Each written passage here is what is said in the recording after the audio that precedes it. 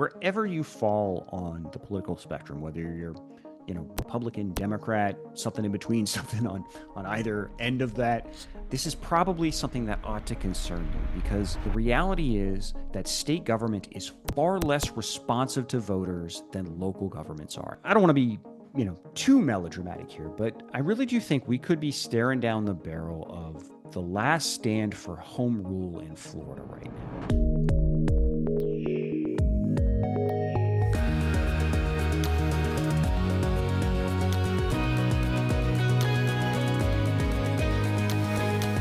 Hello, and welcome to Seeking Rents, the podcast. I'm your host, Jason Garcia. I am the publisher of Seeking Rents. That's a newsletter in Florida about state politics, but with a particular focus on the ways that big businesses and other special interests influence public policy in this state.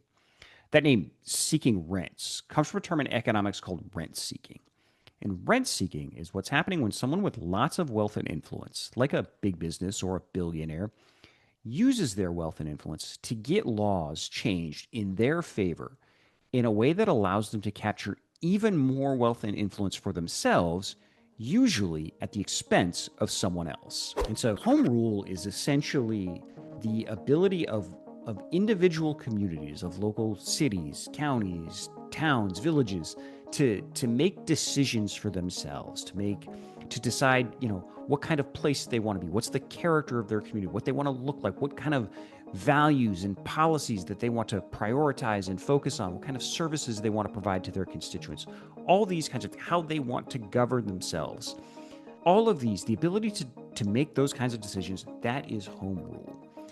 And unfortunately in Florida, particularly over the last 25 years, but especially over the last 10 to 15 years, we have seen an increasingly aggressive erosion of home rule authority in Florida. This has been led by Republicans in the Florida legislature and a series of Republican governors, beginning with Jeb Bush, but really accelerating under Rick Scott and then Ron DeSantis now, and passing literally dozens of laws in recent years that strip various powers away from cities and counties, from local communities. This is an issue we've talked a lot about on this podcast called preemption, and it is essentially the consolidation of power and of decision-making authority in state government and taking it away from local communities. And wherever you fall on the political spectrum, whether you're Republican, Democrat, something in between, something on either end of that, this is probably something that ought to concern you, because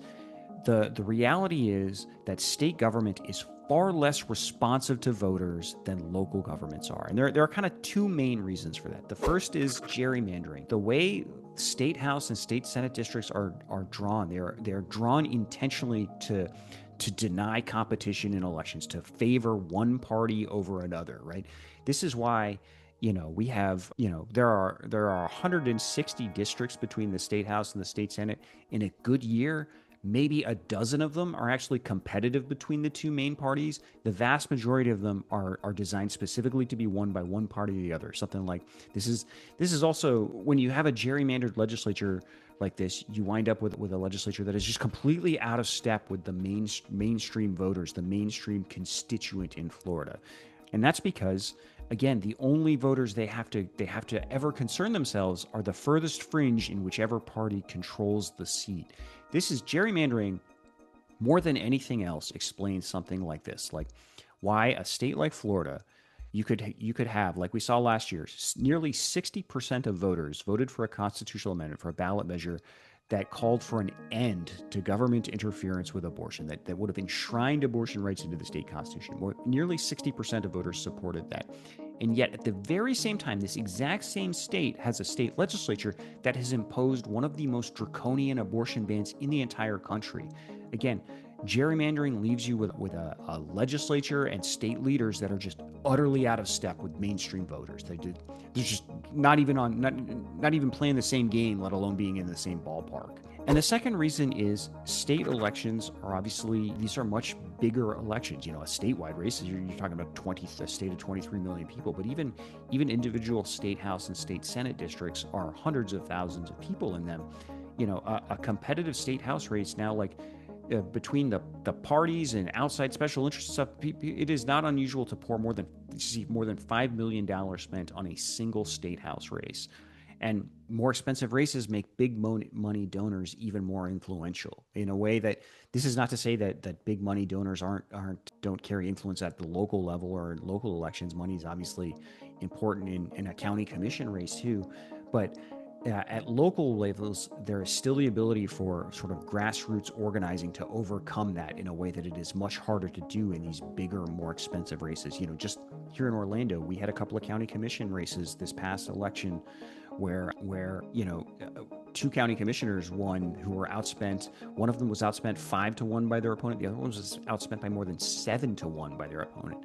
You can, on a local level, in these smaller races that are closer to sort of where the voters live, where voters are more likely to know the candidates, money can be overcome in a way that it is much harder to do in these state races. And so, again, you end up, local governments are far more responsive to voters than the state is. And so, as you see more and more power consolidated in a less responsive state government, I would argue that is a thing we all ought to be concerned about, regardless of how you feel about what the Florida legislature does choose to focus on.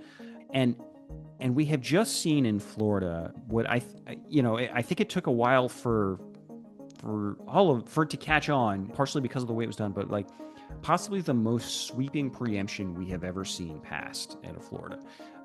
And it was part of the reason it's been slow to sort of catch on is it was done in either, some people would say an inadvertent way, others would say an intentionally duplicitous way, but people are just now realizing how significant this preemption that just passed out of the Florida legislature is. And now a group of local governments are banding together to sue to challenge this new law. And so we're going to talk a bit more about that showdown today, because like I said, this might be it. If this, depending on how this resolves, there might be no limit to just how far the Florida legislature can go to eroding and outright ending home rule in this state. So we're going to get into that in just a minute. Just as always, a quick reminder to click like and subscribe and leave ratings or reviews wherever you can. These are things that help us grow the show.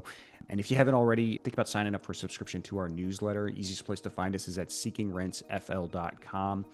Subscriptions are free. None of our stories or podcasts are ever behind a paywall, but there is an option to voluntarily pay for a subscription if you can afford one.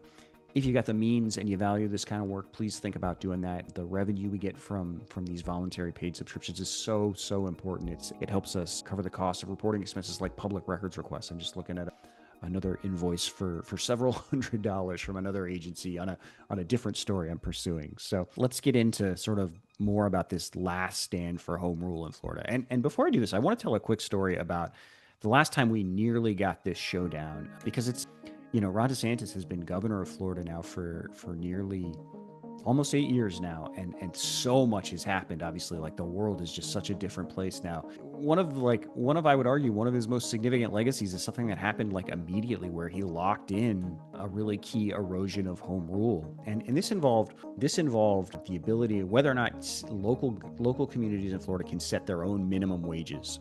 You'll often hear it characterized as living wages, because the minimum wage is not enough to actually live on, right?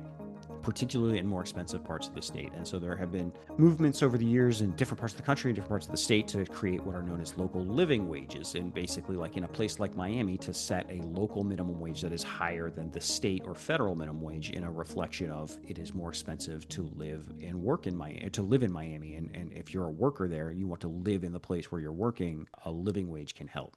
Anyway, the big business lobby in Florida, the service sector particularly, this was Disney, Universal, Outback Steakhouse and Olive Garden restaurants, Publix. Many years ago, they lobbied the Florida legislature to pass a preemption that stripped local governments in Florida, cities and counties, of the ability to set local living wages. Eventually, the city of Miami Beach decided to test the authority of this. They went ahead and passed, Miami Beach, one of the most expensive places to live in all of Florida, went ahead and passed a local living wage, essentially in defiance of this statute. There was, again, I'm glossing it. They had like a legal basis for why they were arguing they could do it, but it essentially set up this showdown over whether or not the legislature could restrict a local government's ability to set a local minimum wage, but more broadly about just sort of potentially how far could the legislature go in eroding home rule? Because, the Florida Constitution actually has some pretty broad home rule provisions in it. It reserves a lot of powers to cities and counties, and the legislature is routinely chipping away at that. And we've never really gotten a good ruling about just how far they can go. And so this case, Miami Beach, after it set this living wage, the tourism industry, through a front group called the Florida Restaurant Lodging Association, immediately sued, challenging, claiming they were violating the state preemption. As everybody expected, the tourism industry kept wanting at the lower court levels. This was always, if Miami Beach was going to win, it was going to win at the Florida Supreme Court, which would ideally make a ruling about, again, where the limits are on home rule. And this case, it rose all the way up to the Florida Supreme Court, which agreed to hear it. And this was a massive step, because if the court just wanted to allow this preemption to stand, they could have just allowed the lower rulings to stand, right? It didn't have to take this case, but the court agreed to take this case, setting up a potentially monumental showdown here. And then this would have been in late 2017, early 2018. I can't remember off the exact top of my head, but while this case was sort of proceeding before the Florida Supreme Court, Ron DeSantis was elected, and through a just kind of a quirk of timing, because of the way the Florida Constitution sets mandatory retirement ages for Supreme Court justices, Ron DeSantis was able to essentially turn the Florida Supreme Court over the day he walked in the door. He immediately got 3 appointments to the court. There's only 7 justices, so he basically was able to turn over half the court almost on day one. He did it immediately, and the 3 new justices he put on the court helped to essentially spike this case. The Florida Supreme Court they were a month away from oral arguments in this living wage preemption case with Miami Beach.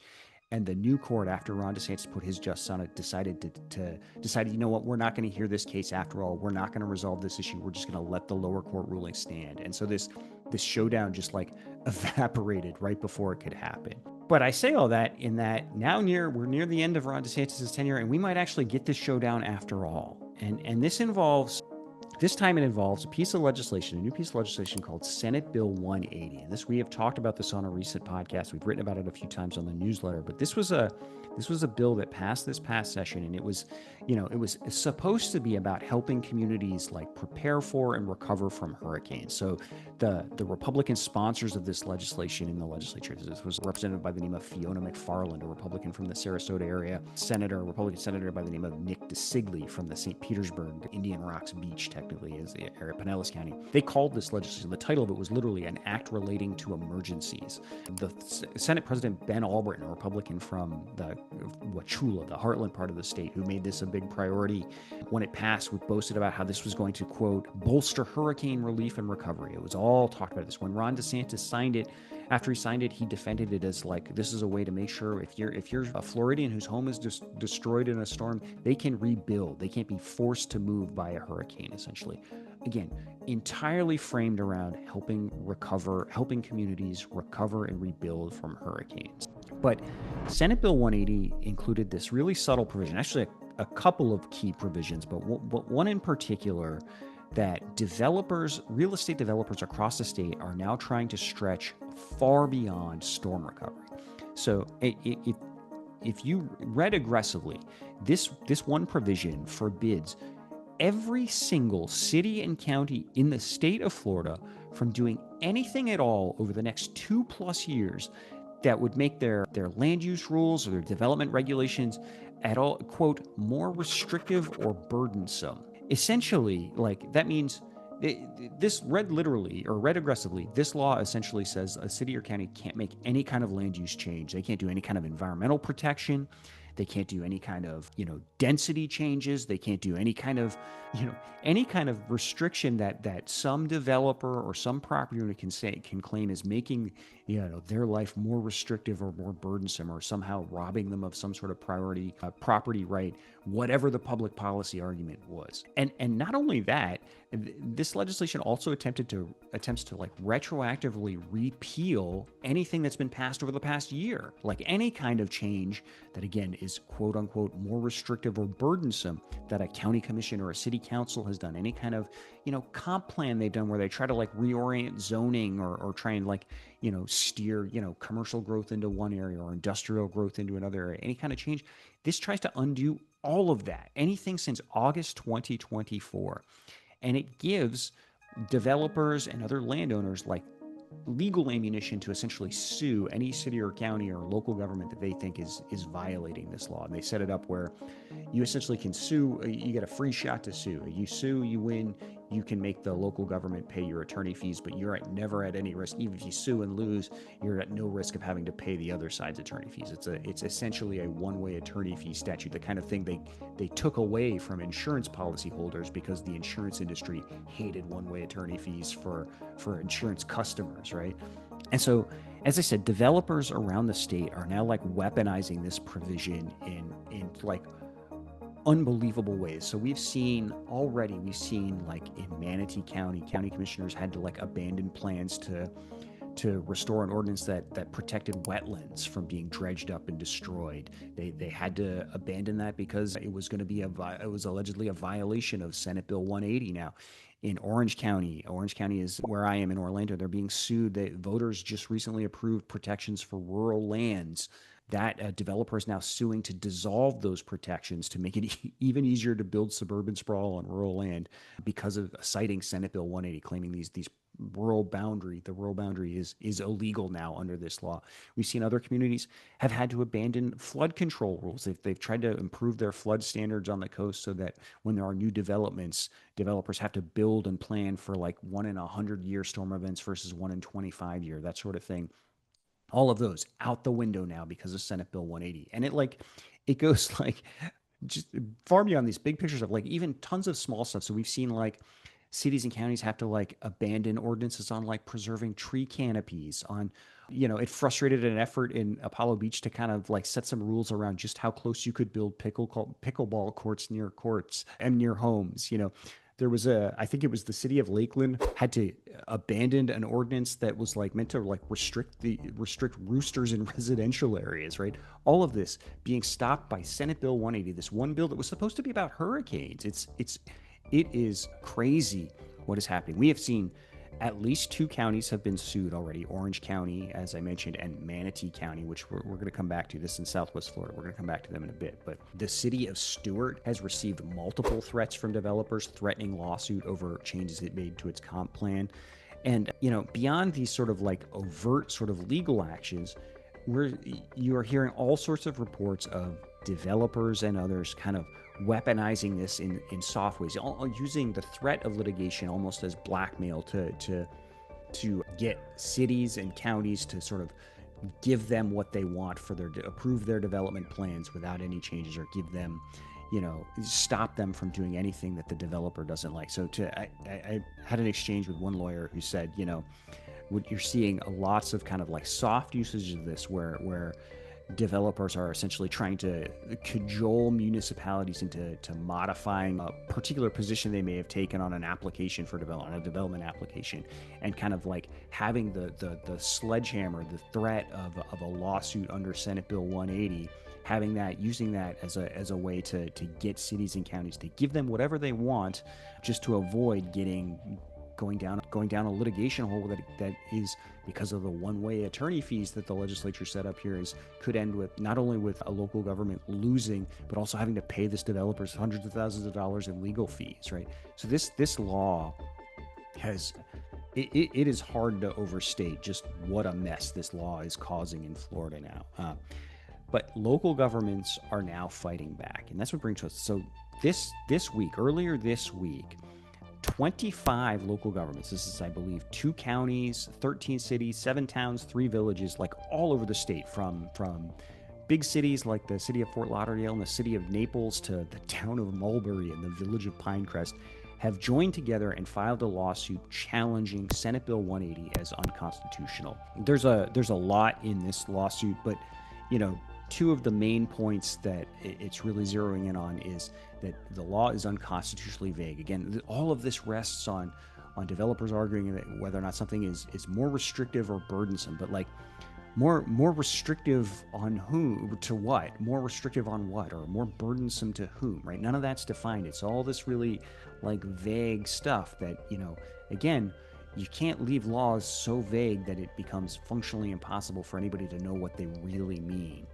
And then two, as an unconstitutional infringement on these home rule provisions. Like I said, the Florida Constitution, you don't hear a lot about this in Tallahassee, but the Florida Constitution has some pretty significant home rule provisions reserving lots of powers to counties and cities. And so, sort of like we almost got in the Miami Beach case, we might finally have a case here where you're setting up to figure out just how far can the legislature go. And at minimum, is Senate Bill 180 seems like, did that go too far? Or if Senate Bill 180 can stand, what do these home rule provisions in the Constitution really mean? Are they functionally meaningless at this point? And the other thing to know about Senate Bill 180, and I think this is a really important point, developers aren't the only ones weaponizing this. Ron DeSantis, the DeSantis administration also is. And this is, we wrote about this on the newsletter, but I want to go through this because this was one of these stories where, like, the more I learned about it, the more sort of shocked I got, just to sort of show you how much kind of collusion is happening between Tallahassee and developers when it comes to exploiting Senate Bill 180, which also goes back to the point where, you get these preemptions, it essentially further empowers special interests, the biggest money influences that have control in Tallahassee in a way that they do not at city councils and county commissions. So anyway, this involves Manatee County. I mentioned we'd be coming back to them. And so a number of developers in Manatee County have sued the county commission, which has been trying to raise impact fees, basically a tax on home builders that is charged to, like, essentially raise revenue for all the infrastructure, roads, parks, water lines, all the infrastructure needed to serve new development. A number of developers have sued, trying to block an impact fee increase in Manatee County, claiming that impact fee increase is illegal under Senate Bill 180, under this law that says you can't make life any more restrictive or burdensome for developers, I guess. This lawsuit was initially filed by a front group for the local home building lobby in Southwest Florida, but it was done so on behalf of a couple of really politically influential developers. A guy by the name of Pat Neal, who is the founder of Neal Communities, and Carlos Baruf, who runs a company called Medallion Home, actually ran for U.S. Senate in Florida a few years back. Both of these guys are two major Republican Party donors in Florida, particularly Pat Neal is one of the biggest individual donors in the state. And both of these guys eventually have joined this lawsuit directly, so they're part of this lawsuit. Anyway, so like I said, this lawsuit argues that Manatee County cannot raise impact fees right now because of Senate Bill 180 and this provision that says can't do anything that's more restrictive or burdensome. Manatee County is defending itself, and one of the county's main legal arguments is that Senate Bill 180 doesn't apply to impact fees. This law is specific to, like, land development regulations, comp plan amendments, land use type stuff, and that impact fees are a different thing. They don't actually control the use of property. They're essentially a revenue raising mechanism to offset the costs of new development. And so they have, in their legal filings, they have made this argument that 180 does not apply. Senate Bill 180 does not apply to impact fees. And that's where the DeSantis administration stepped in. So a couple of days, in fact, 3 days after Manatee County filed their legal brief, making this argument that Senate Bill 180 did not apply to impact fees, the head of the Florida Department of Commerce, a longtime Ron DeSantis aide, was briefly DeSantis' chief of staff, worked directly in the governor's office for a long time, sent a completely out of the blue letter to Manatee County claiming they had just become aware of this controversy and essentially arguing in this letter that yes, your raising impact fees would be a violation of Senate Bill 180. That's the position of the Department of Commerce. I'm actually overstating that they were much more weaselly in this letter. They left all sorts of wiggle room. They didn't lock themselves into a position, but they certainly tried to imply that the administration was of the opinion that raising impact fees was a violation of Senate Bill 180. And what was particularly wild about this letter is the DeSantis aide who wrote it, Alex Kelly, a guy who, like I said, is the secretary of the Florida Department of Commerce now, like, explicitly threatened Manatee County if they went ahead with this impact fee increase, like going so far as to threaten to withhold state funding for, roads, for parks, for economic development projects, quote, this was a quote, if the board chooses to continue down this path, the consequences are inevitable, he wrote. Like, by itself, this letter would be like a gross abuse of power. You have one of the governor's closest aides literally thuggishly threatening to punish an entire community, the people who live and work in Manatee County, that drive on its roads, that play in its parks, that use its green spaces. If punish those people if their independently elected leaders refuse to sort of do exactly what a bunch of developers with connections in Tallahassee are telling them to do. But the thing about this is this letter was more than a threat. It was also a tool, because literally 5 days after the DeSantis administration sent this letter, Pat Neal, Carlos Baruf, and the home building lobby that is waging this lawsuit filed a new version of their complaint where they cited this letter as evidence. Remember, one of the key disputes and the key issues in this particular lawsuit is whether or not Senate Bill 180 applies to impact fees. And they filed a new version of their suit claiming it does and citing this letter as evidence, using this. This was a tool to help them in their case against Manatee County. So it's both a threat and a tool. Of course, this probably won't surprise you to learn that this letter came just a couple of weeks after Pat Neal wrote a $25,000 check to Ron DeSantis' personal political committee. And that's just like a drop in the bucket of what Pat Neal and Carlos Baruf have given to Ron DeSantis over the years. Again, big money donors are far more influential in Tallahassee, where they control the agenda in a way they do not in city halls and county chambers, county commission chambers. And this is like just a classic example of that. And it actually gets even worse. This letter came like immediately after Pat Neal and Carlos Baruf and a few other like plugged in folks in Southwest Florida had a personal meeting with Ron DeSantis. That's according to reporting by a local blog in Sarasota, or in the area, called the Sarasota Phoenix. And the same day, apparently Pat Neal bundled a bunch of other checks, delivered a bunch of other checks to Ron DeSantis. Again, that's according to reporting by the Sarasota Phoenix, and I'll throw a link to that into the show notes so you can read exactly what they reported. So what you're seeing here is it is not just developers weaponizing this law. It is the DeSantis administration also doing so, and the two of these folks working together in a way that is genuinely like shocking. That threat is kind of beyond the pale, even for where we are at in Florida right now. And this actually reminds me, I'm going to give a little shout out to another little town, the city of Ocoee, which is this like small suburban city west of Orlando, has also filed, I think last week maybe, its own lawsuit where it is essentially challenging the DeSantis administration's weaponization of 180. This like goes directly at the administration, which is, in this case, the administration is trying to block a comp plan changes that the city of Ocoee is making.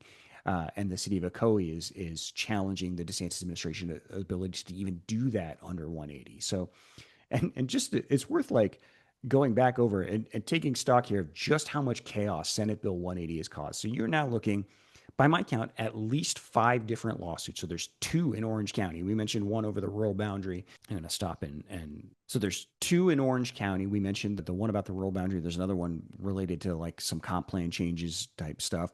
There's the one in Manatee County over impact fees. There's this one, the city of Ocoee is now waging against the DeSantis administration directly. And now there's this big lawsuit that we've talked about that's got 25 local governments, cities, counties, towns, villages, all signed on to it. In addition to these 5 lawsuits, you have developers across the state essentially using this law to blackmail local officials into approving their projects without conditions, without getting exactly what they want, without having to make any kind of changes for to promote for like public policy reasons. And you have local governments actually like genuinely terrified to do anything, like big things like protecting wetlands, but even like little things like restricting roosters in residential areas. All of that is falling apart because of this one bill that was, again, supposed to be about hurricanes. So, that's where we're at. This is what I talk about when I say this is the last stand for home rule, because, setting aside all the other stuff that is as important as like living wages, as important as all the other things that have been preempted over the years, the one major policy area that local governments have historically controlled is local land use and development type stuff. That has been the domain of local governments. That is as fundamental you get as it is to home rule and deciding like the character of a community, how it's going to grow, what it's going to look like over time. And if the legislature has essentially passed a law here that essentially strips all ability to do any kind of land use control or land use regulation from cities and counties under the guise of hurricane relief and hurricane recovery. And so if the legislature can take that power, it can take away land use regulatory power from local governments, there is essentially, it seems to me, no limit as to what they can take away and that would, there functionally may as well not be a home rule provision in the Constitution. And there are basically two ways out of this. This lawsuit is either going to lead to a resolution where we decide whether or not these home rule provisions mean anything, they have any meaning, or they're just worthless. Or the Florida legislature, which is about to go back into session for its starting to gear up for its 2026 session, it's going to have to clean up the mess it just made here. Okay, I think we're going to leave it there for this week. Just as always, another quick reminder, click like, subscribe, leave a review or a rating wherever you see the show. Again, those help grow the show and spread the content around. And then just one other last call, if you have, as I said before, if you haven't already, please think about signing up for a newsletter. Easiest way to find us, seekingrentsfl.com. Subscriptions will make sure all our stories and podcasts are delivered straight to your inbox. Everything is free, but there is that option to voluntarily pay for a subscription if you got the means. Please give that some thought if you do value this work. Okay, we'll leave it there and we'll talk again very soon. Take care. Bye-bye.